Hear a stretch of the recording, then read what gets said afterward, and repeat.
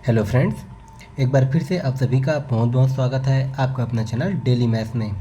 तो दोस्तों, आज के इस क्लास में मैं आप सभी के लिए लेकर के आया हूँ छात्रावास अधीक्षक के लिए मैथ्स का बहुत ही इम्पोर्टेंट क्लास, जिसमें हम देखेंगे दोस्तों क्षेत्र मिति। ये क्लास होगा आपका क्षेत्र मिति का पार्ट 3। इससे पहले हमने पार्ट 1 और पार्ट 2 ऑलरेडी कंप्लीट करा दिया है, जिन सभी का लिंक आपको डिस्क्रिप्शन बॉक्स पर मिल जाएगा। आप वहाँ से जाकर के क्षेत्र मिति को पूरा डिटेल से, पूरा बेसिक से सीख सकते हैं। उसी में दोस्तों ये क्लास होगा हमारा क्षेत्र मिति का पार्ट 3। जैसा कि हम टॉपिक वाइज प्रीवियस ईयर में पूछे गए प्रश्नों को हल कर रहे हैं, और हमने पार्ट 2 में जहां तक सॉल्व किया था उसी सीरीज़ को आगे बढ़ाते हुए हम आगे की प्रश्नों को आज की इस क्लास में सॉल्व करेंगे, जो होगा दोस्तों हमारा पार्ट 3, जिसमें हम लगभग व्यापम में पूछे गए सभी प्रकार के प्रश्नों को सॉल्व करेंगे, खास करके आपका क्षेत्र मिति वाला चैप्टर से। तो फिर चले हम स्टार्ट करते हैं हमारा आज का क्वेश्चन नंबर फर्स्ट से।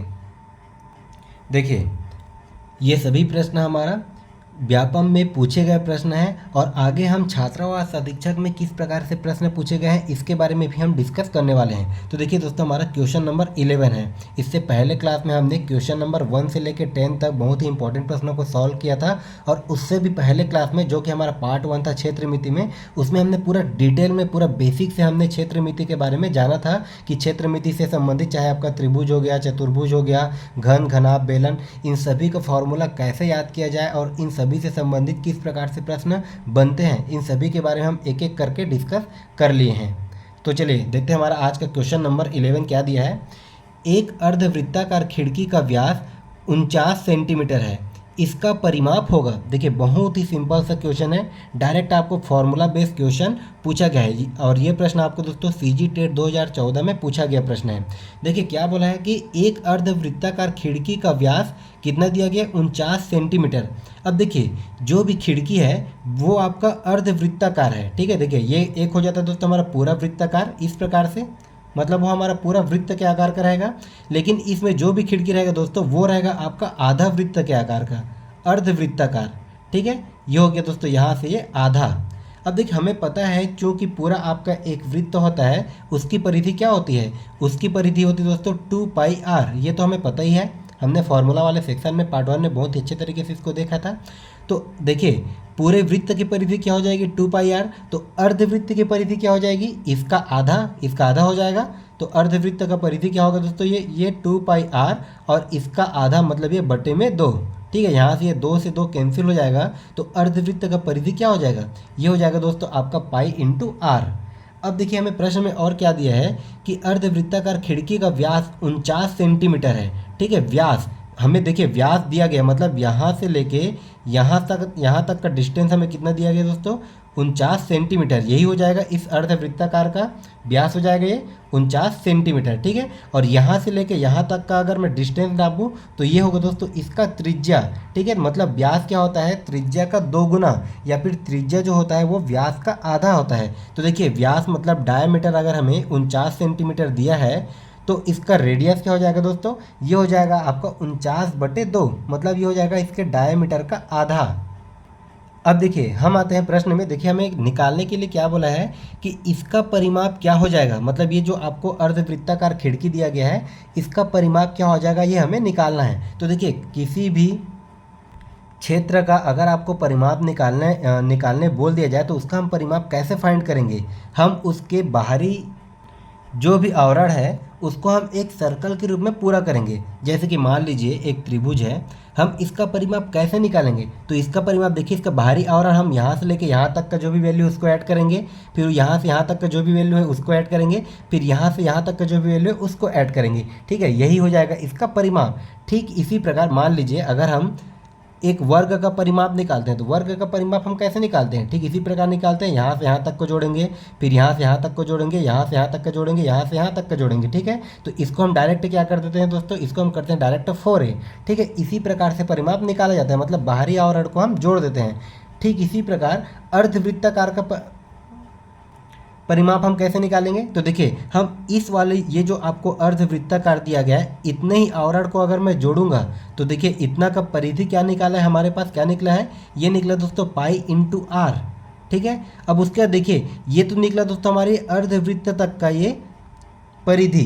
अब उसके बाद देखिए ये यहाँ से लेके, क्योंकि हमने जिस पॉइंट से हमने स्टार्ट किया होता है उसी पॉइंट तक हमें आना होता है, ठीक है। तो यहाँ से लेके यहाँ तक का भी हमें डिस्टेंस चाहिए इसमें, क्योंकि हमें अगर इसका पूरा परिमाप निकालना हो तो ये हो जाएगा दोस्तों हमारी ये अर्धवृत्त का परिधि। उसके बाद यहाँ से लेके यहाँ तक का भी डिस्टेंस, मतलब यहाँ से लेके यहाँ तक का डिस्टेंस क्या हो जाएगा, ये हो जाएगा दोस्तों इसका डायामीटर, ठीक है।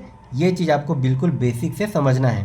अब देखिए इसको हम डायरेक्ट रखते हैं, जो भी हमको वैल्यू दिया गया। देखिए पाई का मान क्या होता है, ये होता है दोस्तों हमारे 22/7। पाई का मान हो जाएगा 22/7 इंटू आर। देखिए इसको हम चाहे तो 49/2 करके भी लिख सकते हैं, ठीक है। ये हमारा सिंपल से पॉइंट में आएगा।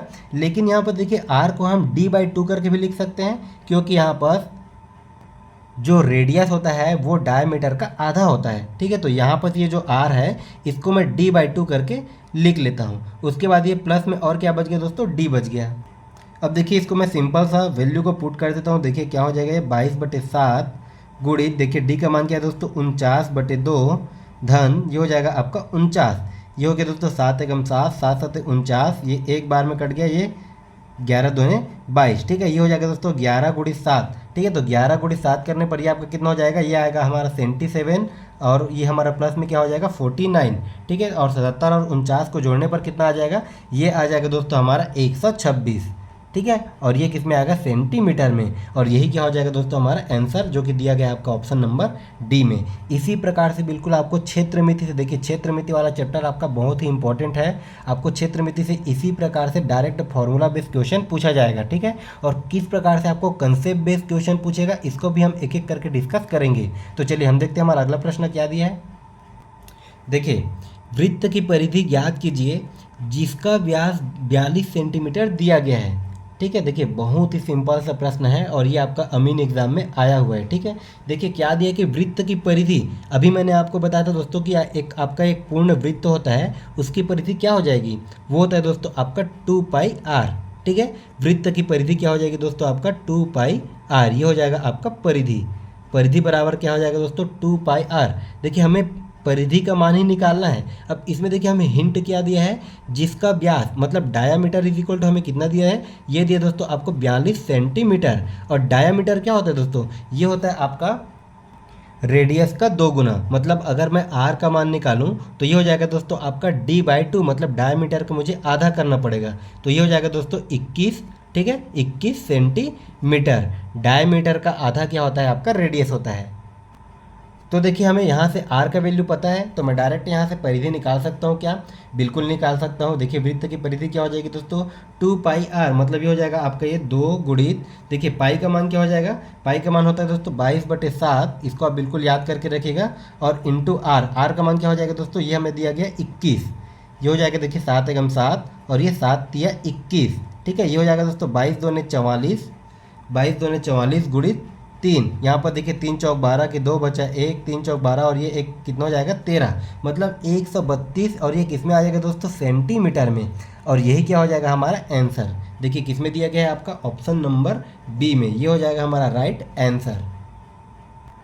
अब देखिए हमारा इसी सीरीज से अगला प्रश्न क्या दिया है, ये आपका कंसेप्ट बेस्ड क्वेश्चन है। देखिए क्या दिया है कि उस रस्सी की लंबाई जिसमें एक गाय खूंटे से बंधने पर 9856 वर्ग मीटर के क्षेत्रफल में घूम सके, क्या हो जाएगी। देखिए एक गाय को दोस्तों हमने रस्सी में बांध के रखा है। अब ये गाय क्या करेगी, ये 9856 वर्ग मीटर के क्षेत्रफल में ही सिर्फ वो घूम सकती है, ऐसा हमें प्रश्न में बोला गया है। तो यहाँ पर देखिए अगर हम किसी भी वस्तु को हम रस्सी से बांध देते हैं तो वो जितने एरिया में ट्रैवल करेगा या फिर ट्रैवल करेगी वो एरिया कौन सा होगा। तो देखिए अगर हम किसी भी चीज़ को रस्सी में बांधेंगे तो वो तो हमारा रेक्टेंगल साइज़ का एरिया बनेगा नहीं, ना ही वो ट्रायंगल साइज़ का एरिया बनेगा, ठीक है। देखिए यहाँ पर मान लीजिए गाय है, यहाँ पर ये खूंटा है, ठीक है, इस खूंटे से गाय बंधी हुई है। तो ये गाय कहाँ से कहाँ तक ट्रेवल कर सकती है, ये इसी रेडियस पे, रस्सी यहाँ से लेके यहाँ तक बंधी है, मतलब ये हो जाएगा दोस्तों इसका रेडियस, इसी रेडियस में ये सिर्फ और सिर्फ वृत्ताकार मार्ग पर इस प्रकार से ट्रेवल कर सकती है, ठीक है। यही अधिकतम एरिया में वो ट्रैवल कर सकती है। मतलब यहाँ पर देखिए ये तो मेरा वृत्त अच्छे से बना नहीं है, तो इसको आप बिल्कुल समझ जाइएगा। कहने का मतलब ये गाय जो है यहाँ पर ये इसी रेडियस पे, इसी एरिया पे ये वृत्त बनाकर ये इतना ही दूर में ट्रैवल कर सकती है। तो देखिए यहाँ से हमें शेप कौन सा होगा ये तो पता चल गया। शेप होगा दोस्तों हमारा वृत्ताकार। ठीक है, अब देखिए हमें एरिया क्या दिया गया है, कितना दिया गया है, 9856 वर्ग मीटर। तो एरिया हमें हमारे पास कितने दोस्तों, 9856 वर्ग मीटर। और किसका एरिया हो जाएगा, ये हो जाएगा वृत्त का एरिया। ठीक है, ये हो जाएगा दोस्तों वृत्त का एरिया या फिर वृत्त का क्षेत्रफल। कितना दिया गया है, ये दिया गया है 9856 वर्ग मीटर।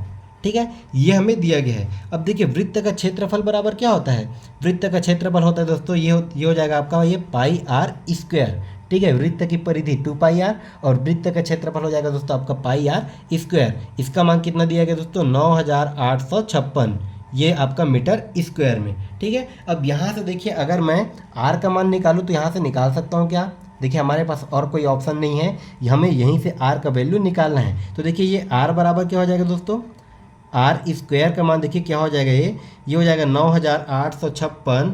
अब देखिए उसके बाद देखिए ये पाई का मान क्या होता है, 22/7। ठीक है, पाई का मान हो जाएगा दोस्तों 22/7, मतलब इधर आके बटे में क्या हो जाएगा दोस्तों, ये 22/7, मतलब ये 7 जो है ऊपर में चले जाएगा और 22 कहाँ आ जाएगा दोस्तों, ये आ जाएगा आपका नीचे में। ठीक है, ये इस प्रकार से हमें मिल जाएगा। अब देखिए इसको अगर मैं कटा देता हूँ, ये कितने से कटे गए, 11 दूने 22 और ये दोस्तों 11 अट्ठे 88, 10 बच गया, ये हो गया आपका 105, फिर 11 निया 99। ठीक है, 6 बच गए दोस्तों, ये आपका 66 हो गया और 11 छक्के 66। अब देखिए एक बार मैं लिख लेता हूँ यहाँ पर साइड में जो बच गया। क्या मिला हमें, ये आर स्क्वायर का मान कितना मिल गया, ये हमें मिला दोस्तों 896 गुड़ी 7 और ये बटे में 2। ये अभी आपका और कटेगा क्या, बिल्कुल कटेगा, ये 2 एकम 2, ये आपका ये 2 चौक 8, ये भी आपका 2 चौक 8, 2 अट्ठे 16, 448 गुणित ये आपका कितना मिल गया दोस्तों 7। ठीक है, और ये आर स्क्वायर का मान हमें देखिए कितना मिल गया, इसको मैं थोड़ा सा ऊपर कर लेता हूँ। आर स्क्वायर का मान देखिए हमें कितना मिल गया दोस्तों, इसको गुणा करने पर ये आ जाएगा आपका ये 3136।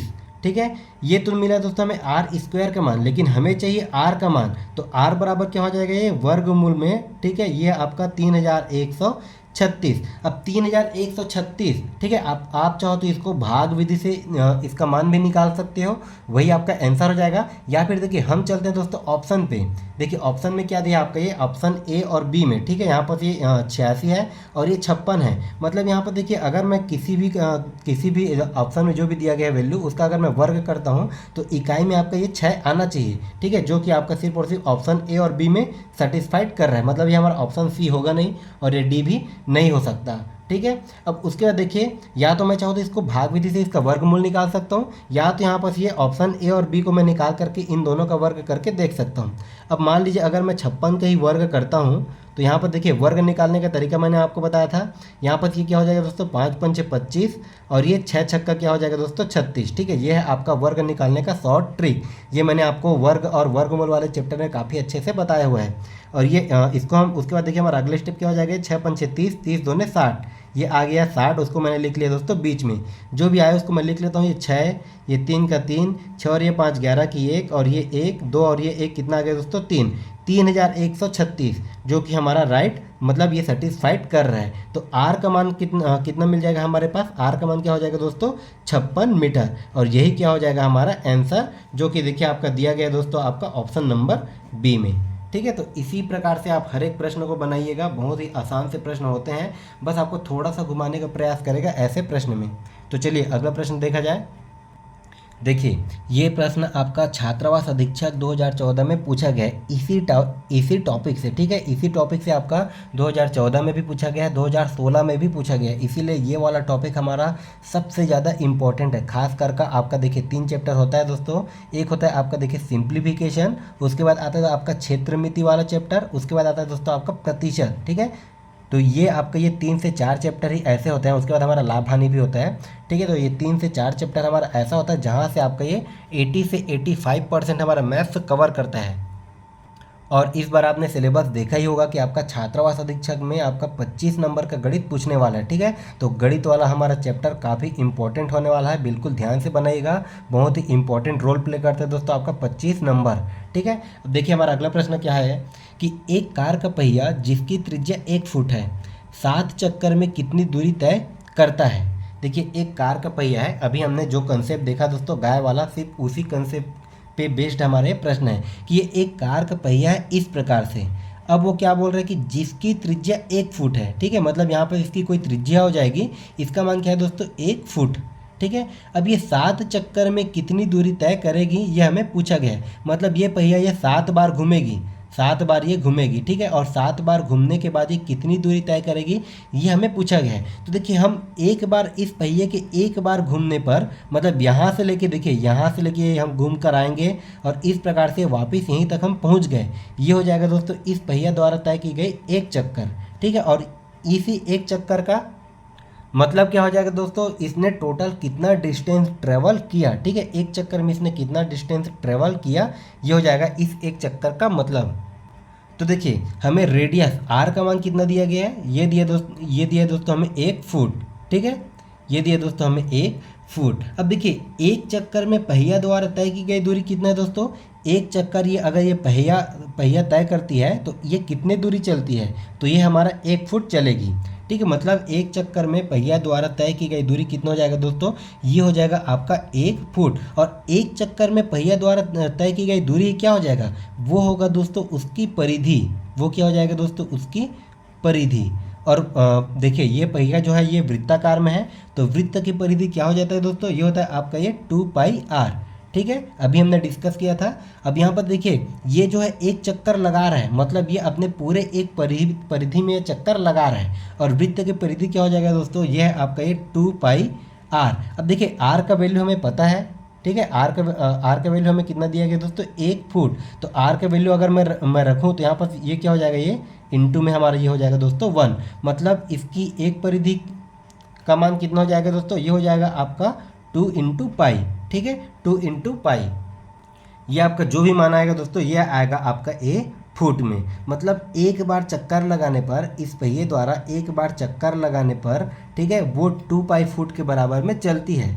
और हमें क्या चाहिए, 7 चक्कर में कितनी दूरी चलती है, ठीक है, मतलब 7 बार चक्कर लगाने पर, 7 चक्कर में, ठीक है, 7 चक्कर में तय की गई दूरी, 7 चक्कर में तय की गई दूरी क्या हो जाएगी, ये होगा दोस्तों हमारे 7 गुणित 2π, ठीक है। अब यहाँ पर देखिए इसको हमें सिंपल सा सॉल्व कर देना है, 7 गुणित 2π मतलब ये क्या हो जाएगा दोस्तों, 7 गुणित 2 गुणित पाई का मान क्या हो जाएगा 22/7। यहाँ से ये 7 और ये 7 कैंसिल हो गया, तो 22 दोने कितना हो जाएगा दोस्तों, 22 दोने हो जाएगा ये आपका 44, और इसका यूनिट क्या हो जाएगा, ये होगा दोस्तों आपका फीट, ठीक है, ये हो जाएगा आपका फीट, ठीक है, ये हो जाएगा दोस्तों हमारा आंसर। आप चाहो तो फीट लो, आप चाहो तो फुट लो, ठीक है, दोनों होता है। तो देखिए इस क्वेश्चन का राइट आंसर क्या हो जाएगा दोस्तों आपका ऑप्शन नंबर बी। बिल्कुल सिंपल सा प्रश्न है, इसी प्रकार से आपको प्रश्न दोस्तों 2024 छात्रावास अधीक्षक में देखने को मिलेंगे। चलिए अगला प्रश्न देखा जाए फिर। देखिए सेम कंसेप्ट पे हमारा अगला प्रश्न क्या दिया है, जो कि आपका छात्रावास अधीक्षक 2016 में पूछा गया है, ठीक है, बिल्कुल सेम कंसेप्ट पे बनेगा।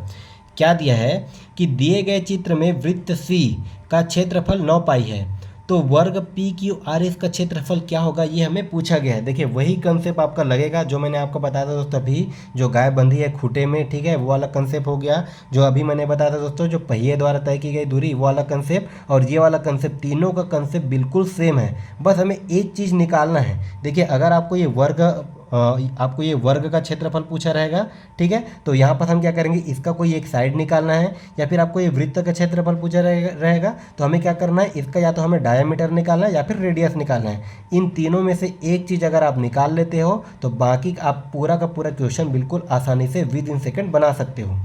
अब देखिए इसको हम कैसे निकालेंगे कि दिए गए चित्र में वृत्त सी का क्षेत्रफल कितना है दोस्तों। देखिए ये हमारा एक वृत्त है और इसका क्षेत्रफल कितना दिया गया है, इसका एरिया कितना दिया गया है सी का, ठीक है, वृत्त का क्षेत्रफल कितना दिया गया है दोस्तों, ये हमें दिया गया है 9π, ठीक है। और वृत्त का क्षेत्रफल बराबर क्या होता है, ये होता है दोस्तों पाई इंटू πr², ठीक है, जिसका मान हमें कितना दिया गया है 9π।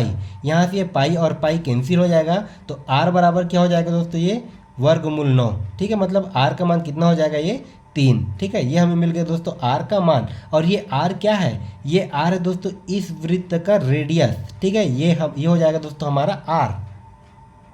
अब यहाँ से देखिए ये तो हमें रेडियस मिल गया, कितना मिला दोस्तों 3, ठीक है, ये हमें रेडियस मिल गया। यहाँ पर हमें यूनिट नहीं दिया गया है तो हम यूनिट को फोकस नहीं करेंगे, ठीक है। देखिए हमें यहाँ पर ये रेडियस मिल गया 3, और अभी मैंने आपको क्या बताया था, अगर रेडियस को डबल कर दिया जाए, ठीक है, मतलब इस साइड भी अगर मैं रेडियस को जोड़ दूं तो ये पूरा का पूरा हमारा क्या हो जाएगा दोस्तों, ये हो जाएगा डायामीटर।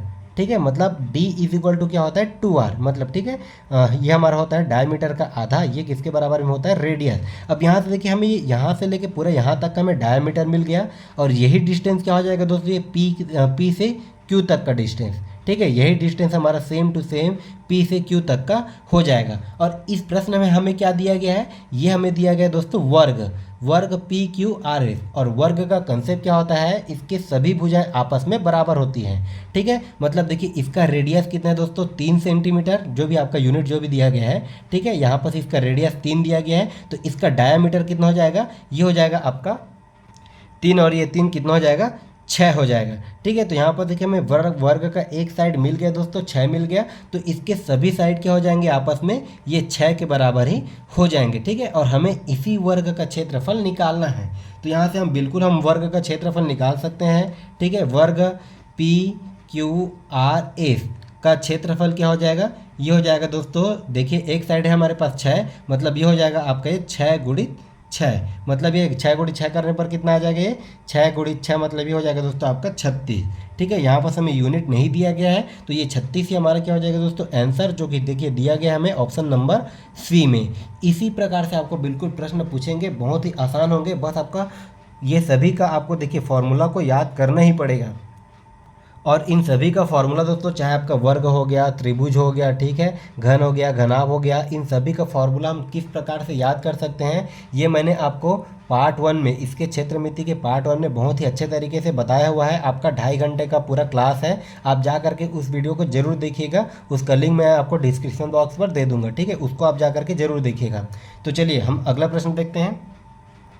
देखिए हमारा अगला प्रश्न क्या दिया है, ये आपका संयुक्त परीक्षा में पूछा गया प्रश्न है कि एक आयत की लंबाई 20% बढ़ा दी जाए। अब देखिए हम वर्ग से हम आयत की ओर आ गए कि एक आयत की लंबाई 20% बढ़ा दी जाए तथा उसकी चौड़ाई 10% घटा दी जाए, तो उसके क्षेत्रफल पर क्या प्रभाव पड़ेगा, ये हमें पूछा गया है। अब यहाँ पर देखिए दोस्तों, आपका ये कोई आयत होगा, अब क्या है, ये है हमारा कुछ आयत। अब क्या बोल रहा है कि इसकी लंबाई में हम 20% की वृद्धि कर देते हैं, और इसकी चौड़ाई को, इसकी ये जो चौड़ाई है उसको हम 10% कम कर देते हैं, तो इसका ये जो नया क्षेत्रफल होगा, ठीक है, जो भी नया आपका जो भी क्षेत्रफल बनेगा, उस क्षेत्रफल में क्या परिवर्तन आएगा, ये हमें पूछा गया है। तो देखिए इस प्रकार के प्रश्नों को बनाने का बहुत ही अच्छा कंसेप्ट है, बहुत ही अच्छा ट्रिक है।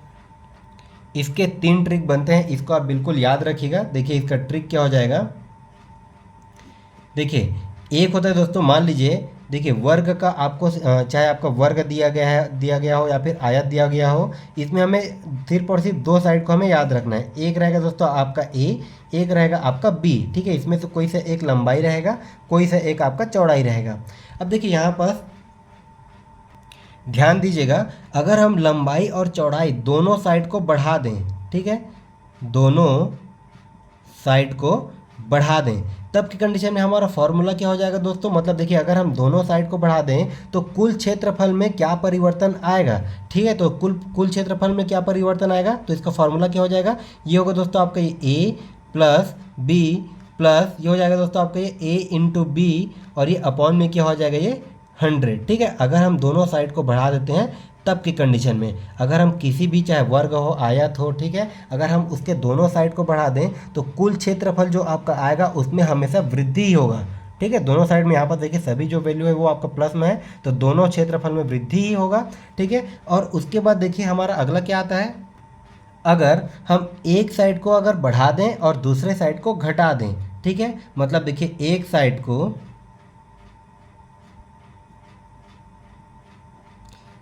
को अगर हम बढ़ा दें और दूसरे साइड को दोस्तों अगर हम घटा दें, तब की कंडीशन में फॉर्मूला क्या हो जाएगा, तो देखिए जिस साइड को हम बढ़ाए रहेंगे वो तो हो जाएगा दोस्तों आपका प्लस में। ठीक है, मान लीजिए हमने ए वाले साइड को, ये वाला ये जो ए है, या तो ये आपका लंबाई होगा या फिर चौड़ाई होगा। ठीक है, किसी भी एक साइड को अगर हम बढ़ा देते हैं तो वो रहेगा दोस्तों हमारा प्लस में, जिस साइड को हम घटाएंगे वो रहेगा हमारे ये माइनस में। ठीक है, तो इसका फॉर्मूला क्या हो जाएगा, ये ए माइनस बी, और ये प्लस और माइनस क्या हो जाएगा दोस्तों, ये होगा आपका माइनस ये ए इंटू बी, और ये अपॉन में क्या हो जाएगा, ये 100। ठीक है, ये एक साइड को बढ़ाने पर और एक साइड को घटाने पर, इस प्रकार से हमारा फॉर्मूला हो जाएगा।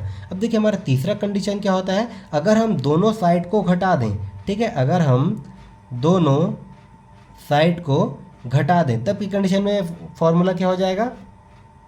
तो इसका फॉर्मूला क्या होगा दोस्तों, देखिए हमने ए साइड को भी हमने घटाया, मतलब ये हो जाएगा आपका माइनस ए, और बी साइड को भी हमने घटाया, मतलब ये भी हो जाएगा दोस्तों आपका ये माइनस में। अब उसके बाद यहाँ पर देखिए ये वाला ए आपका माइनस में रहेगा, बी भी आपका माइनस में रहेगा, मतलब ये माइनस और ये माइनस क्या हो जाएगा दोस्तों, ये हो जाएगा आपका ये प्लस, मतलब ये प्लस में ए इंटू बी, और ये अपॉन में क्या हो जाएगा दोस्तों 100। बिल्कुल इसी तीनों फार्मूला को आप याद रखिएगा, यहाँ से आपको कई बार प्रश्न पूछा गया है। ठीक है, ये वाला टॉपिक जो है, ये वाला हमारा ट्रिक है, इसको हमने प्रतिशत वाले चैप्टर में भी काफ़ी अच्छे से किया हुआ है। ठीक है, आप चाहो तो प्रतिशत वाला हमारा जो छात्रावास अधीक्षक का जो प्लेलिस्ट में आपको प्रतिशत वाला क्लास मिल जाएगा, वहाँ से आप जा करके इस वाले ट्रिक को बिल्कुल ध्यान से आप देख सकते हो। तो देखिए अब हम आते हैं दोस्तों प्रश्न में। ये तो हो गया हमारे ये 3 कंसेप्ट। अब हम आते हैं प्रश्न में। देखिए क्या बोला गया है कि एक आयत की लंबाई में 20% बढ़ा दी जाए तथा उसकी चौड़ाई को 10% कम कर दिया जाए। ठीक है, मतलब एक साइड को हम बढ़ा रहे हैं, एक साइड को अगर हम कम कर रहे हैं, तो इसमें देखिए फॉर्मूला क्या लग जाएगा। देखिए ये लग जाएगा दोस्तों हमारे ये a minus B minus A into B upon 100। मैं डायरेक्ट फॉर्मूला में रखता हूँ, तब की कंडीशन में हमारा देखिए क्या हो जाएगा, अगर ए मान लो दोस्तों 20% को, बी अगर मान लो 10% को, तो ये क्या हो जाएगा हमारे ये 20, और ये हो जाएगा दोस्तों हमारे माइनस का ये 10, और ये माइनस ये हो जाएगा दोस्तों हमारे 20 गुणित 10, और ये बटे में क्या हो जाएगा दोस्तों 100।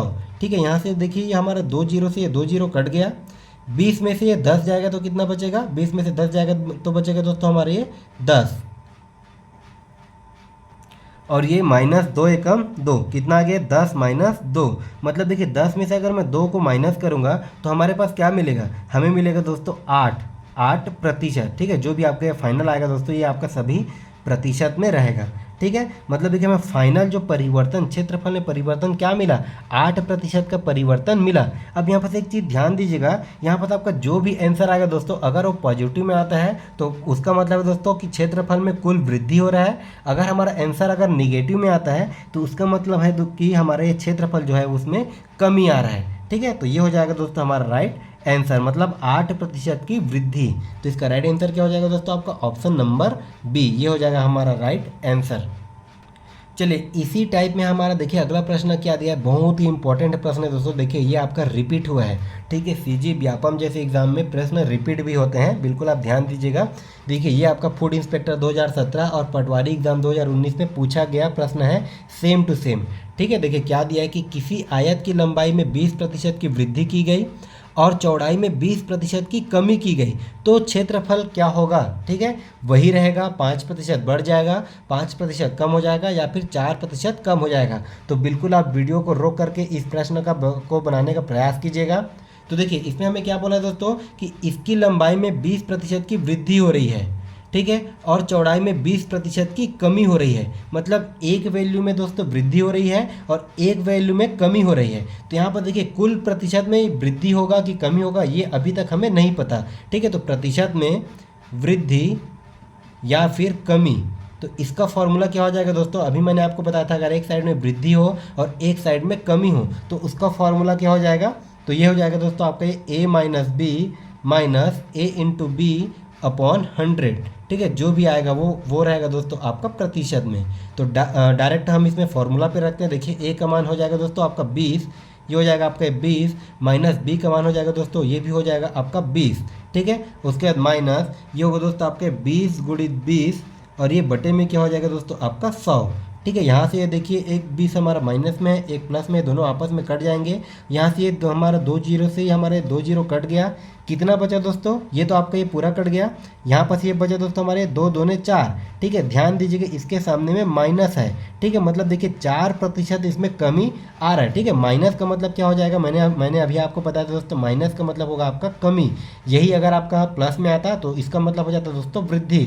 तो इस कहने का मतलब यह है कि किसी आयत की लंबाई में अगर हम 20% की वृद्धि कर देते हैं और चौड़ाई में अगर हम 20% की कमी कर देते हैं तो कुल परिवर्तन का क्या होगा, कुल परिवर्तन आएगा दोस्तों, कुल क्षेत्रफल में परिवर्तन होगा, वो होगा दोस्तों आपका 4% की कमी।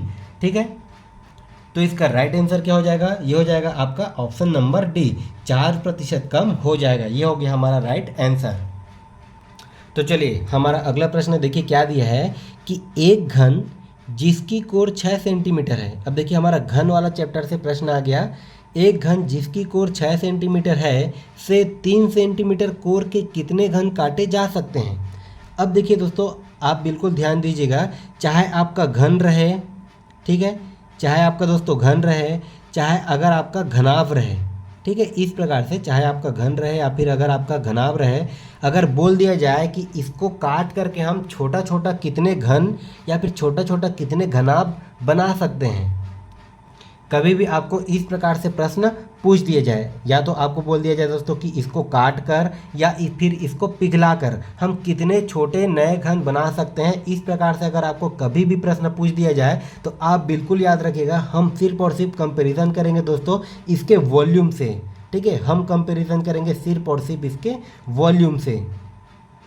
तो यहाँ पर देखिए, एक घन जिसका कोर 6 सेंटीमीटर है, ठीक है, यहाँ पर हमें दिया गया दोस्तों घन, ठीक है, मतलब ये बड़े घन का कोर कितना दिया गया है, ये हमें दिया है दोस्तों 6 सेंटीमीटर। और देखिए उसके बाद है से 3 सेंटीमीटर कोर के कितने घन काटे जा सकते हैं, मतलब जो भी घन कटेगा वो हमारा कितना का रहेगा दोस्तों, वो रहेगा हमारे ये 3 सेंटीमीटर का। और ये 3 सेंटीमीटर क्या हो जाएगा, ये होगा दोस्तों आपका ये छोटे जो भी आपका बनेगा, ये होगा आपके छोटे घन का कोर, ठीक है। यहाँ पर ये तो हमें अभी तक डाटा दिया गया है। देखिए बड़े घन का कोर क्या दिया गया है, ये 6 सेंटीमीटर, जो भी आपका इसको काट करके जो भी आपका नया घन बनेगा, मतलब जो भी आपका छोटा घन बनेगा उसका कोर हमें दिया गया है दोस्तों 3 सेंटीमीटर। तो जो नया घन बनेगा, ठीक है, हमें यही निकालना है टोटल कितने घन बनेंगे, मतलब ये हो जाएगा दोस्तों आपका ये अभीष्ट घनों की संख्या, अभीष्ट घनों की संख्या। तो अभीष्ट घनों की संख्या हम कैसे निकालेंगे, तो ये हो जाएगा दोस्तों आपका ये बड़े घन का आयतन, ठीक है, मैंने अभी आपको बताया था हमें सिर्फ और सिर्फ इसके आयतन से कंपैरिजन करना है। बड़े घन का आयतन अपॉन ये क्या हो जाएगा आपका ये छोटे घन का आयतन, छोटे घन का आयतन, बस हमें यही निकाल लेना है, फिर हमारा आंसर आ जाएगा। तो देखिए घन का आयतन क्या होता है, ये होता है दोस्तों आपका बिल्कुल सिंपल सा फॉर्मूला है। यहाँ पर देखिए अगर हम कोर को ए मान लेते हैं, ठीक है, इसको अगर मैं बड़ा ए मान लेता हूँ, इसको अगर मैं छोटा ए मान लेता हूँ, तो ये हो जाएगा दोस्तों घन का आयतन, ये हो जाएगा आपका ये ए क्यूब अपॉन में ये भी हो जाएगा दोस्तों आपका ये स्मॉल ए क्यूब। मतलब देखिए ए का मान क्या हो जाएगा दोस्तों, ये 6 गुणित 6 गुणित 6, ठीक है, 6 का क्यूब मतलब ये 6 गुणित 6 गुणित 6, और ये अपॉन में क्या हो जाएगा दोस्तों, छोटा घन क्या है ये हमारा ये 3, मतलब ये हो जाएगा आपका ये 3 गुणित 3 गुणित 3, मतलब यहाँ पर ये देखिए 3 एकम 3, 3 दूने 6, ये भी हो जाएगा दोस्तों आपके 3 एकम 3, 3 दूने 6, 3 एकम 3, 3 दूने 6, मतलब ये 2 दूने 4, 4 दूने 8, कितना आ गया दोस्तों ये 8, ठीक है। मतलब 6 सेंटीमीटर जो बड़ा घन है उसको हम पिघला करके 3 सेंटीमीटर के हम छोटे छोटे अगर घन बनाएं तो कुल कितने घन बन सकते हैं, तो कुल 8 घन बन सकते हैं। ये हो जाएगा दोस्तों हमारा राइट आंसर, ठीक है। इसी प्रकार से आपको पूछे जाएंगे, हर एक प्रश्न को आप बिल्कुल नोट करते चलिएगा। तो चलिए हमारा अगला प्रश्न देखते हैं। देखिए क्या दिया हमारा अगला प्रश्न कि किसी घन के विकर्ण की लंबाई 9 वर्गमूल 3 सेंटीमीटर है तो इसके संपूर्ण पृष्ठ का क्षेत्रफल कितना होगा, ये हमें पूछा गया। देखिए देखने से काफ़ी आसान लग रहा है, ठीक है, और ये आपका पटवारी के पेपर में पूछा गया प्रश्न है, बिल्कुल हल्के पे में मत लीजिएगा, सभी प्रश्न आपके लिए इंपॉर्टेंट है। सभी प्रश्न को, चाहे आपका इजी प्रश्न हो या फिर हार्ड प्रश्न हो, देखिए हार्ड प्रश्न में हमें मेहनत तो करना ही है, उसके साथ हम इजी प्रश्नों को भी बिल्कुल देखते चलेंगे, क्योंकि इजी प्रश्न दोस्तों आपका सिली मिस्टेक के कारण कई बार गलत हो जाते हैं और वही हमारा माइनस पॉइंट होता है, ठीक है। तो हमें बिल्कुल इजी प्रश्नों को बिल्कुल हमें छोड़ करके इग्नोर करके नहीं चलना है, इजी प्रश्नों को भी हमें बनाते चलना है। देखिए हमें क्या दिया है कि किसी घन के विकर्ण की लंबाई कितना दिया गया दोस्तों, ये हमारा 9 वर्गमूल 3 सेंटीमीटर। और अभी मैंने आपको बताया था कि घन का विकर्ण क्या हो जाएगा, घन का विकर्ण, ठीक है, ये हो जाएगा दोस्तों आपका ये घन का विकर्ण बराबर ये होता है आपका ये a√3, ठीक है, ये होता है दोस्तों घन के विकर्ण का फॉर्मूला, ठीक है। और यहाँ पर देखिए घन का विकर्ण क्या दिया गया है, मतलब ये a√3, इसका मान हमें क्या दिया है, ये दिया दोस्तों 9, और ये अंडर रूट में क्या दिया है दोस्तों ये 3, ठीक है, 9 वर्गमूल 3 ये हमें दिया गया इसके विकर्ण का मान।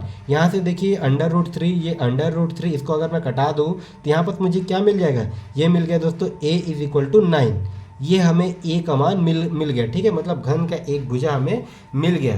अब देखिए क्या बोला कि इसके संपूर्ण पृष्ठ का क्षेत्रफल कितना होगा, तो देखिए घन के संपूर्ण पृष्ठ का क्षेत्रफल, घन के संपूर्ण पृष्ठ का क्षेत्रफल क्या होता है दोस्तों, ये होता है आपका ये 6 इंटू ए स्क्वायर। ये हो जाएगा घन के संपूर्ण पृष्ठ का क्षेत्रफल। यहाँ से देखिए हमें ए का मान पता है तो हम डायरेक्ट रख सकते हैं, क्या बिल्कुल रख सकते हैं। ये हमारा हो जाएगा दोस्तों 6 गुणित ए का स्क्वायर, मतलब ये क्या हो जाएगा दोस्तों, ये 9 गुणित 9। ठीक है, मतलब यहाँ पर देखिए ये अगर मैं इसको गुणा कर दूँ तो ये कितना हो जाएगा दोस्तों, ये हो जाएगा 9 × 81 गुणित 6। यहाँ पर अगर इसको मैं गुणा कर दूँ तो ये कितना हो जाएगा, 6 कम 6 और ये 8 6 का 48, कितना आ गया दोस्तों, ये 486। चूँकि हमने क्षेत्रफल निकाला है तो ये किस में हो जाएगा दोस्तों, ये हो जाएगा आपका ये वर्ग सेंटीमीटर या फिर सेंटीमीटर स्क्वायर। ठीक है, तो देखिए इसका राइट आंसर क्या हो जाएगा दोस्तों, हमारा ये ऑप्शन नंबर बी 486 वर्ग सेंटीमीटर। ठीक है, ये हो जाएगा इसका राइट आंसर। तो फिर अगला प्रश्न देखा जाए। देखिए एक घन के सभी सतहों के क्षेत्रफलों का योग 3750 वर्ग मीटर है, तब उस घन के सभी किनारों की लंबाइयों का योग कितना होगा, ये हमें पूछा गया है। ठीक है, बहुत ही इंपॉर्टेंट प्रश्न है दोस्तों, ये आपका मंडी निरीक्षक 2021 में पूछा गया प्रश्न है। बिल्कुल ध्यान से बनाइएगा, आप इसको वीडियो को रोक करके इस प्रश्न को बनाने का प्रयास कीजिएगा। तो फिर चलिए इसको बनाते हैं हम फटाफट। देखिए क्या दिया है कि एक घन के सभी सतहों के क्षेत्रफलों का योग कितना दिया गया है, ये हमें दिया है दोस्तों 3750 वर्ग मीटर। देखिए सबसे पहले आप यूनिट पे भी फोकस कीजिएगा कि कई बार आपको मीटर में दिया रहेगा, सेंटीमीटर, अलग अलग अगर आपको यूनिट दे दिया जाए तो सबसे पहले हमें यूनिट को समान करना है। ठीक है, यहाँ पर देखिए क्या दिया कि घन के सभी सतहों के क्षेत्रफलों का योग।